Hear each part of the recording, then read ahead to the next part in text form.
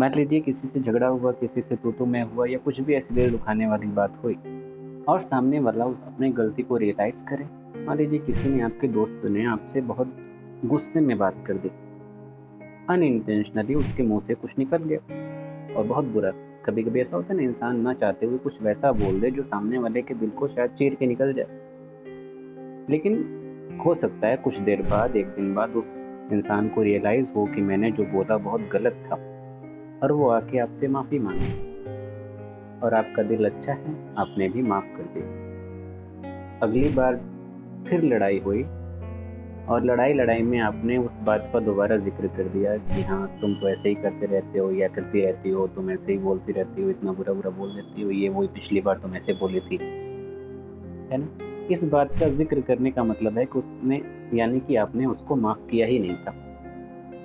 माफ़ी देने का मतलब ये होता है कि आपने माफ़ करने के बाद उस बात को भूल जाना है, उस बात का ज़िक्र आना ही नहीं चाहिए। अगर उसके बावजूद आप उस बात का ज़िक्र ला रहे हैं जो सामने वाले ने गलती की थी, बार-बार उसका ज़िक्र कर रहे हैं, तो इसका मतलब वो चीज़ आप दिल में लेके अब तक बैठे हो और ये बहुत बुरी आदत है। इसीलिए किसी महान इंसान ने कहा कि माफ़ी देने का मतलब ये नहीं है कि आप सामने वाले के लिए कुछ कर रहे हैं। आपने माफ़ कर दिया उसको तो उसके लिए भला कर रहे हैं, नहीं।